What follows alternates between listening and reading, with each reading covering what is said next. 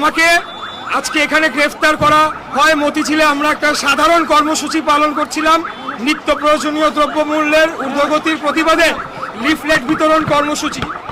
একটা ভুয়া গাড়ি পোড়ানোর মামলায় ওয়ারেন্ট করে তারা আজকে আমাকে গ্রেফতার করে।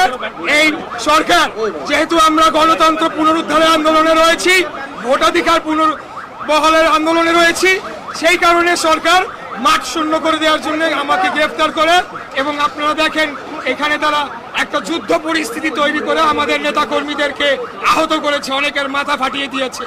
আমি বলতে চাই, সকলের প্রতি বলতে চাই যে এটা দমে যাওয়ার কিছু নাই। রাজনৈতিক আন্দোলন এটা চলবে, গণতন্ত্র পুনরুদ্ধার আন্দোলন চলবে। আমরা কারাগারের ভিতরে প্রয়োজন হলে আন্দোলন করব। এবং এই রক্ষী বাহিনীর ভূমিকায় আজকে যারা অবতীর্ণ হয়েছেন তাদেরকে বলতে চাই, এটাই শেষ না। এরপরে আবারও সরকার আসবে, সরকার পরিবর্তন হবে, তখন আপনাদের সকলের এই অপরাধের জন্য জবাবদিহিতে করতে হবে। এই কোর্টে আপনাদেরকে বিচারের মুখোমুখি করা হবে ইনশাআল্লাহ। এই আমি